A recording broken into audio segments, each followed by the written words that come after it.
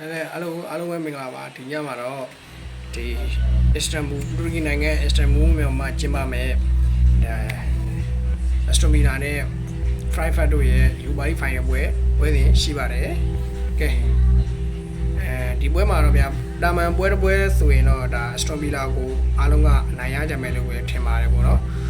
ဘာဖြစ်လို့လဲဆိုတော့ဒါ Aston Villa ကအုပ်စုမှာလည်းကောင်းခဲ့တယ်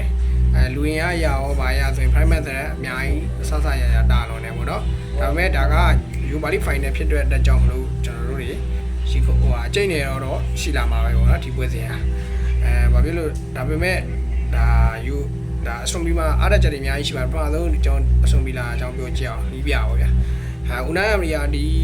ဒီပွဲမှာUnai ဒီပွဲဒီ Europa League အိမ်မှာဆိုရင်Unai Emery Europa League ကို4ချိန်တောင်ယူခဲ့ပြီးယူထားရရှိမှုတဲ့နည်းပြဖြစ်တယ်ဒါကြောင့်မလို့ final ပွဲတွေဆိုရင် Unai Emery ဘယ်လိုဂိုင်းတွေးရမလဲ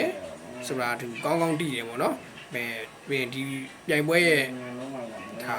ဘယင်လို့တောင်ဒါ Europa League ရဲ့ဘယင်လို့တောင်ပြောလို့ရတယ်ပေါ့နော်Unai Emery Aston Villa ကကွဲလေလဲကောင်းတယ်နိုင်စစ်လဲကောင်းတယ်ခံစစ်ပဲနဲ့တော့စိတ်ပူရမယ်ပွဲချင်းကြာလာရင်Aston Villaကနည်းနည်းဒါကြားတတ်တယ်ပေါ့ဒီပွဲမှာ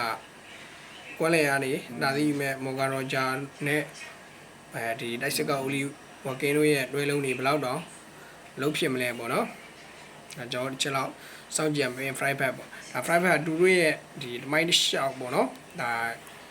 ဥရောပ final ဒါတက်ခဲ့ဘူးလားဒါပထမဆုံးပေါ့နော်လူကယ်နီးပြလည်း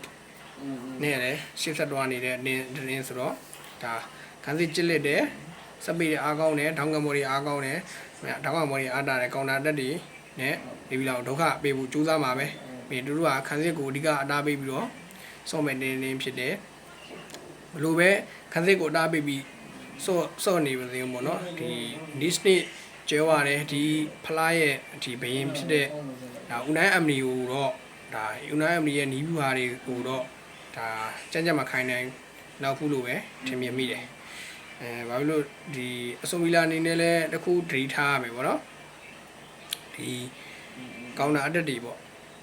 ဒီ private ကောင်တာအတက်တွေAston Villaနောက်တန်းဒရီကြီးထားရမယ်စပစ်တွေ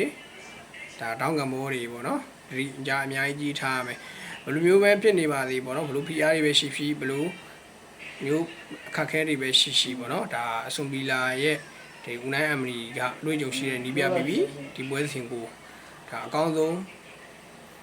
ကြော်ဖြတ်ပြီးတော့ဖလားကိုကိုင်မြောက်နိုင်မယ်လို့ထင်တယ်Aston Villa ကဒါ1996ခုနှစ်နောက်ပိုင်းဒါစူဖလားပထမဆုံးတို့ရဲ့စူဖလားရရှိမှုပြန်လည်ပြီးတော့အတက်တွင်းနိုင်မလားဒါမှမဟုတ်ရင်တမိုင်းတစ်ကိုဒါရေးထုတ်မဲ့ private ကပဲအနိုင်ရတော့မလို့ဆိုတာဒီညဘယ်တင်နိုင်ရတော့မလဲဘုံမှာဝင်ရောက်မှတ်ချက်ပေးခဲ့ကြပါဦးကဲပြီးရင်